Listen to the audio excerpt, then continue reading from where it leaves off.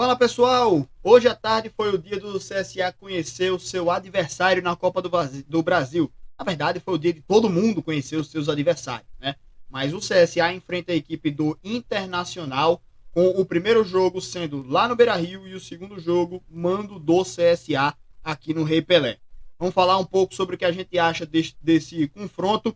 Já de primeira eu quero agradecer a presença de vocês, pedir para vocês deixarem o like aqui nesse vídeo. Quem não for inscrito ainda no canal Diário de Azulino, se inscreve aqui também e já deixa nos comentários se você gostou do nosso adversário ou se você acha que vai ser pedreira, né? Na verdade, pedreira obviamente vai ser. Afinal, o adversário é da primeira divisão e também disputa a Libertadores. Mas tem que falar também que o Internacional, para mim, não estava na primeira prateleira das equipes aí do Brasil. Eu tinha um patamar ali de Flamengo, Palmeiras, Fluminense e Atlético Mineiro, como as primeiras equipes lá do topo. Depois seguia uma caralhada de adversários aí possíveis e que incluía também o Internacional. Mas tinha outros também que eu achava que eram mais acessíveis. Então, por exemplo, não é o adversário mais difícil que a gente poderia pegar, mas também não vai ser um dos mais fáceis que a gente poderia pegar nessa primeira fase, né? Terceira fase, na verdade. Mas vamos falar um pouco, vamos destrinchar aí um pouco aí do nosso adversário. Primeiramente, vamos falar um pouco do próprio CSA, né? Que podia pegar um adversário fácil qualquer, que o CSA já tem um time que se complica sozinho. Desde o começo da temporada tem sido isso. Mas a boa notícia é que o time do CSA vai jogar no mínimo lá no dia 12, né? Os jogos vão acontecer entre o dia 12 e o dia 26 de abril, né? Então, daqui a pelo menos aí umas 2 semanas, o time do CSA vai enfrentar a equipe do Internacional, então ainda tem algum tempo para que o time possa contratar seus novos jogadores, treinar um pouco, adquirir uma nova formatação de jogo, né, entender mais como o time pode funcionar de maneira melhor, né, algumas dispensas também vão ser necessárias e o time já começou, né, e a gente vai trazer vídeos sobre isso também, mas o time do CSA vai ter tempo aí de se readequar para poder jogar aí a Copa do Brasil. Acontece que a Copa do Brasil é um campeonato em que, se algum jogador já participou da Copa do Brasil por outra equipe, não pode jogar essa mesma Copa do Brasil, né? Então o CSA vai ter que fazer essa estratégia também, buscar jogadores que ainda não tenham disputado a Copa do Brasil para reforçar o elenco. Tem alguns jogadores aí nesse sentido, né? E vai buscar aí alguns outros também. Tem mais jogadores chegando, tem alguns outros jogadores que já chegaram, né? E que estão fora aí no departamento médico, então tem tempo aí do time do CSA recuperar esses caras para esses duelos.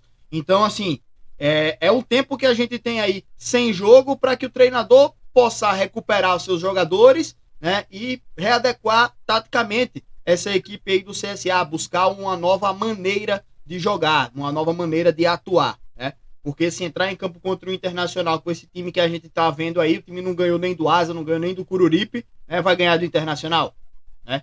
Então tem esse detalhe, precisa ficar de olho aí, certo? Então, galera, falando também, destrinchando um pouco aí da equipe do Internacional, era um time que jogou nessa temporada, foram 13 partidas até agora, tem 6 vitórias, 6 empates e 1 derrota. O Internacional estava invicto até o dia 5 desse mês, quando perdeu para o Grêmio na penúltima rodada da fase de grupos do Campeonato Gaúcho. Fora isso, o Internacional não perdeu nenhuma partida. Só que o Internacional foi eliminado na fase semifinal do Gauchão. O Internacional empatou o primeiro jogo contra o Caxias, empatou o segundo jogo contra o Caxias, 1-1 nos dois, e acabou sendo eliminado em pleno Beira-Rio, onde criou-se toda aquela confusão lá, né, dentro do estádio Beira-Rio, que foi aquela repercussão toda no Brasil inteiro, né, aquelas cenas absurdas que a gente viu ali dentro de campo. Então o time do Internacional foi eliminado pelo Caxias, né, que, se não me engano, ele tá ali na 4ª divisão, né? E aí o Internacional agora foca suas atenções, então, aí só na Copa do Brasil, por enquanto, tá? Tem Libertadores também, tá? Quer dizer, vai jogar Libertadores já a partir da próxima semana. E aí, entre os jogos da Libertadores, vai ter essa disputa aí de Copa do Brasil, mas é de semana a semana, né? Não vai ser nada muito atropelado, né? Então, o Internacional tem aí alguns jogos bem importantes na sequência. Mas é um time que, se tirar o jogo contra o Grêmio, estaria invicto, né? O Internacional, se tirar o jogo contra o Grêmio, ele só fez aí 22 gols e tomou 9, né? Na verdade, peraí, ele tomou 2-1 do Internacional, então teria tomado 8 gols e feito 23, se não contar o jogo contra o Grêmio. Contando, foram 23 gols marcados e 10 sofridos, certo? E então é um time que, de certa forma, os números agradam, só que, assim, no campeonato estadual, em que a maioria dos seus adversários são times de divisões inferiores, terceira, quarta divisão, né? Ou então o time sem divisão, né? Tem ali o Juventude, que é da segunda, tem o Brasil de Pelotas, tem um outro time que teria força até para reagir, né, contra um Internacional, por exemplo. Mas quando pegou ali, por exemplo, o Caxias, o Internacional empatou tanto nesses dois jogos da fase mata-mata, quanto também na fase de grupos. Então, o Internacional, ele pode até ser um time que a gente veja com bons números, mas também não é um time que é um bicho-papão. Por exemplo, o próprio Grêmio, ele tem 9 vitórias e 2 empates na fase de grupo. E na fase de mata-mata, jogou contra o Ipiranga e conseguiu perder o primeiro jogo, ganhou o segundo, passou nos pênaltis, né? Então, assim, na temporada o Grêmio, por exemplo, teria 10 vitórias, 2 empates e 1 derrota. São números melhores do que o do Internacional.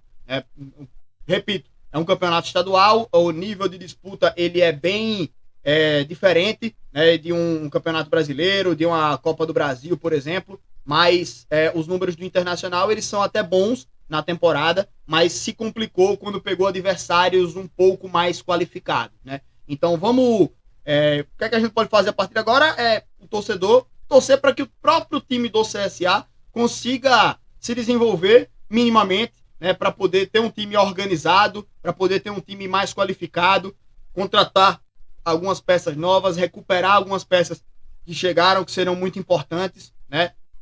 E trazer aí um time mais qualificado, mais pronto, mais inteiro para poder enfrentar a equipe do Internacional.